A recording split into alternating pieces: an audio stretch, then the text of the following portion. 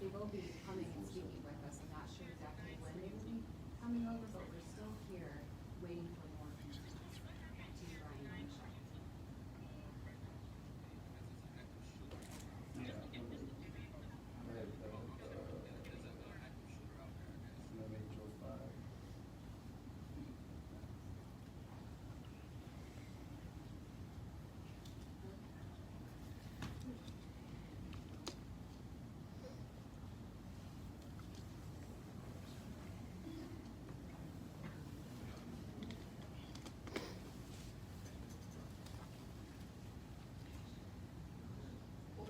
Here is perfect. Yes. We actually have a whole rushing into the room right now to give us that update. This press conference was postponed by 20 minutes. We still have that update. They're coming out right now.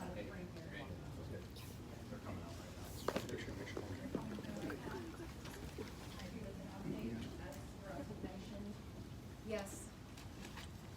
Yep, they're coming in right now. Yep.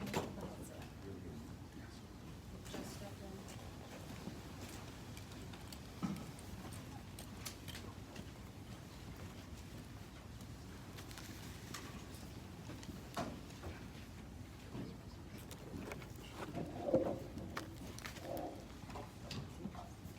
We're going to go ahead and get started.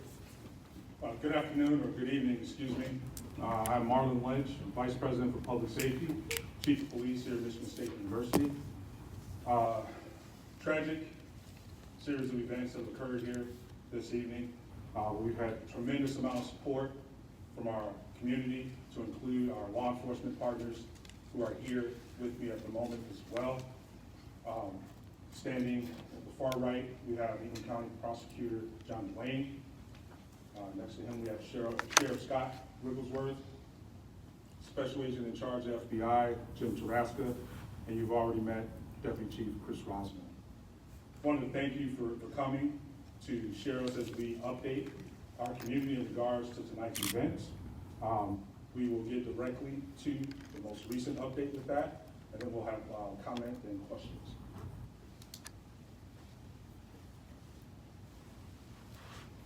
Thank you, Chief. Again, Chris Rosman, Deputy Chief with Michigan State University Police and Public Safety. So we start tonight by sharing an important update. And that update is the suspect in this incident was located outside of the MSU campus. And it does appear that that suspect has died from a self-inflicted gunshot wound. It is confirmed that he is deceased. This truly has been a nightmare that we are living tonight, but we have remained laser focused on the safety of our campus, our students, and the surrounding community. We are relieved to no longer have an active threat on campus, while we realize that there is so much healing that will need to take place after this. Again, to reiterate the update, there is no longer a threat to campus. We believe there could only be one shooter in this incident, and there is no longer a need to shelter in place on campus. There is no longer a threat on campus. We are sad to report that there have been 3 confirmed fatalities. This is in addition to the 5 victims who were injured and transported to the hospital. Some of those 5 victims still have life-threatening injuries. Out of respect for the families, and while we continue our active investigation, we cannot confirm any personal information about any of the victims at this time. Again, we want to reiterate to everybody that we know there is a lot of information that's being shared on social media and being said on the scanner. Please continue to get your information from us. We are committed to sharing timely and transparent information. Our hearts are with those who have been affected by this senseless act of violence. Giving an update like this is never easy. As a father, I can only imagine how parents are feeling right now. This will be the beginning of a long healing process for everyone who has been affected. That is the initial information that we're able to share at this point. I'll conclude by saying, again, that this is still a fluid situation. There are several different crime scenes that we are processing with our state and federal partners. And there's a lot of work that still needs to be done. At this time, I'm going to turn it over to Special Agent in Charge, James Taraska from the FBI.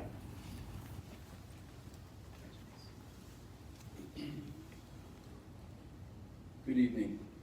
I'm Jim Taraska, Special Agent in Charge of the FBI in Michigan. Our hearts go out to the victims, their families, and the entire community. I'd like to thank Chief Lynch for your leadership tonight and your partnership. This evening, FBI agents and our response teams join our law enforcement partners to assist in investigating this horrific incident. We will continue to investigate until we are sure no further threat is posed to the public, which at this point, we're pretty clear it's not. Additionally, we will provide victim services to all students impacted by this incident. We're asking the public, in addition to the other numbers provided to call in for information, we have the 1-800-CALL-FBI number. Please feel free to use that. Call in any tips. This is an ongoing investigation. We'll continue investigating throughout the night and likely days. So with that, Chief, thank you.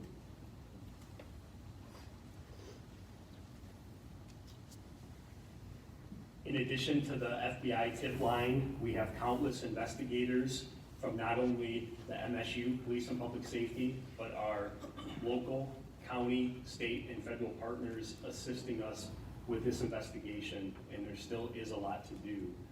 I'm going to provide another 800 number and email address for anybody that may have any information that will help our investigators as we put the pieces together for this incident. That phone number, and we'll also share it on our social media, is 844-99-MSUPD. Again, 844-99-MSUPD. And our tip line is tips, T-I-P-S, @police.msu.edu. Our investigators will continue to work tonight and around the clock to process the crime scenes and start to put the pieces together to try to understand what happened here tonight. At this time, we will open it up for a couple questions. I just want to say, please understand that we are sharing information as quick as we can. There's a lot that we don't know at this point. This is still dynamic, it's still fluid, and we will do our best to answer your questions. I'll start right here in the front. Is the suspect a faculty member, a student? What can you tell us about him? So we are unsure of any affiliation that the suspect had to the university. Our investigators and officers are still working to determine his identity. Once his identity is determined, we will then look to what connection he may have had to our community here, but at this time, that's still part of our investigation. Just to follow up along the same lines, are the victims in this instance students? So we continue to work to identify the victims in this case, out of respect for their families. As we work through the process, we are not going to identify or confirm if any of the victims at this point are MSU students. That is something that we are quickly working to determine, and that will be a priority for us. In the back. Can you describe if they're men or women for the victims? I actually don't have that information.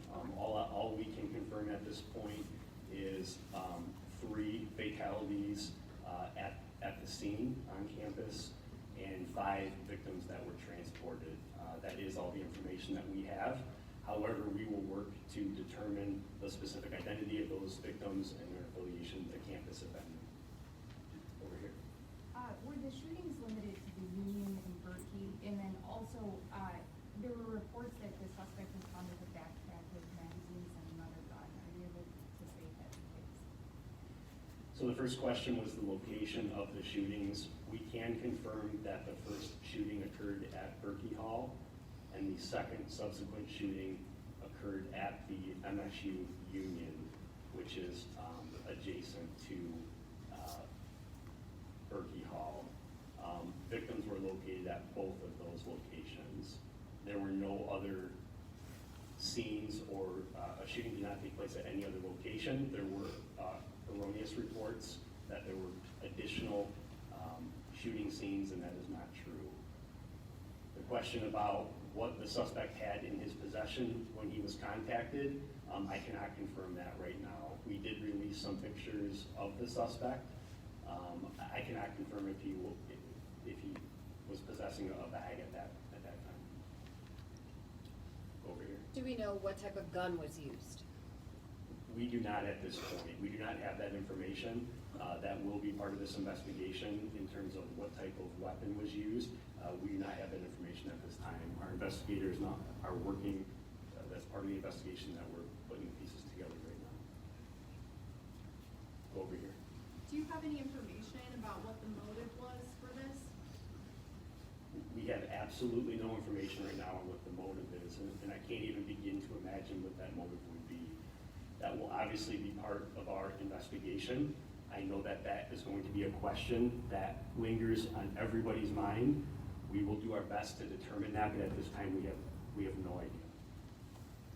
How many law enforcement officers, agents assisted you in this entire incident? The initial response to the initial shooting was overwhelming. Every one of our law enforcement partners in Ingham County responded to the scene, and additional counties in this area showed up along with our federal partners. I'm comfortable saying in the hundreds. We had hundreds of law enforcement officers from university, local, county, state, and federal from the mid-Michigan area that descended on campus today in a coordinated effort to resolve this incident and secure our campus. In the back, 26. Do you know where the MSU president is, and do you know why we haven't heard from her? I don't have that information right now. My understanding is that she is returning to campus and has been briefed on this incident, and I can only imagine what she's feeling at this point. Our focus up to this point has really been on the safety of our campus and the public safety operations at hand. And we have briefed not only our president, but our executive leadership team every step of the way. In addition to that, we activated our emergency operations center and put our plans in place that we have planned for an incident similar to this. We initiated those plans, and part of the reason that it was as smooth on our end as it was in this tragic situation was because of the pre-planning, the emergency plans, and the training that we do countywide for responding to active violence incident.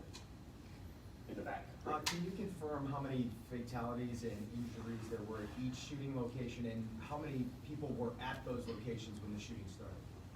Sure. The question was how many victims were at each shooting scene. I unfortunately do not have that information. Out of an abundance of transparency, I can share that 2 of the fatalities were at Berkey Hall and 1 was at the MSU Union. The other 5 victims, I don't have the specific locations where they were. We also don't have specific information on how many students or people were in those buildings when the shooting occurred. I do know that there were students in those buildings. I don't have a specific number. I want to commend the students and our community on how they reacted when we sent out our emergency messaging, instructing people to shelter in place, to run, hide, fight. Our community listened, and that's why a lot of folks in those buildings were able to escape, is because of following our instructions. We go over here in the back. You talked a lot about the collaboration and the massive response. What led you to this guy? How'd you find him? So I actually don't have that information right now. The update that we provided about the contact that we had with the suspect off campus was very fluid and dynamic and occurred right before coming in here today. So unfortunately, I don't have that information on what led us to his location. He was contacted by law enforcement. He was contacted by law enforcement off campus. I cannot confirm that location right now. That scene is also being treated as a crime scene and is being investigated as we speak. We may have additional information to share relating to that in the future. Take a look. Over here, go ahead. The 5 victims, are all of them still in critical condition, or some in stable condition? What's the range of their condition? So we do not have a current update on the 5 victims that are at the hospital. I am aware that they experienced life-threatening injuries.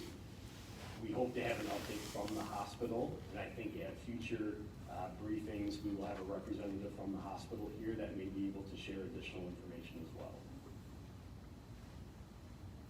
Sir? Yeah, thank you. The shooting victims in Berkey, were they all in one location, such as a particular classroom? So I don't have that information right now. That will be part of our investigation in terms of where the victims were located within the building. We don't have that information available to us right now. Are there plans to close campus beyond the 48 hours? So at this point, we are declaring that campus will be closed for 48 hours. That is the current status right now. That is subject to change as we evaluate our response to this incident, keeping the victims and the students of our community who have been impacted by this tragedy at the forefront. If we need to extend that we will, and the appropriate conversations are occurring to make those determinations right now. So, Can you confirm that the suspect in the photos is the same person that was found dead? I can confirm that the photograph that we pushed out immediately as part of our transparent information sharing is the same suspect that was found deceased, yes. Sir? Just so I'm clear, can parents come to the campus now to pick up their students, and can students leave the campus? Yes, so we have lifted the shelter in place. That communication was sent out during this conference. Students are free to leave and go about their business. If they would like to be picked up, they may do that. We encourage any student that experienced any part of this incident that may be a witness to contact us. We have already been in touch with several of them, but if there are any students that witnessed any of the tragedy that occurred tonight, we would refer them to our tip line and email. We would like to have an investigator speak with them to understand what their experience was during this tragic incident. In the back. To your knowledge, was there anybody that confronted the shooter either at Berkey or the Student Union building? We do not have any information on whether anybody confronted the shooter at either one of those buildings, one way or the other. Part of the investigation, we will look at the sequence of events and what occurred at each building. And that's why we encourage any students or witnesses to come forward to help us piece the sequence of events together. Go ahead. Were any campus threats reported in the last few days or on social media? And then how did police find the suspect? Did he shoot himself prior to police interaction? So we have not received any threats to campus in the last several days or before this incident. We have not received any threats to our knowledge. Obviously, our state and federal partners are constantly monitoring different sources to provide information to us, and to my knowledge right now, we were not aware of a threat before this. What was the second part of your question? How did you all stop the suspect? Did he shoot himself before he made contact with you guys? So I don't have the particular details on the encounter that happened when law enforcement confronted the suspect off campus. That will be part of our investigation as well, but I don't have the specific details of how that incident transpired. What was the first time that the call came in? The first report that we received was at 8:18 p.m. 8:18 p.m. We responded in force. We had officers on scene, not only from MSU Police and Public Safety, but East Lansing Police Department, the Michigan State Police, the Ingham County Sheriff's Office, Meridian Township Police Department, initially responding to that scene within minutes. We had officers in the building following their active shooter protocol and going towards the threat. While officers were in Berkey Hall, the suspect moved over to the Union, and when the incident took place there, officers quickly redeployed to the Union, and that's when the suspect left out the north door of the Union, which was the point that he was last seen. What We'll was be the taking nature one of more the question, meeting? and then we'll provide an additional update at 1:30 a.m.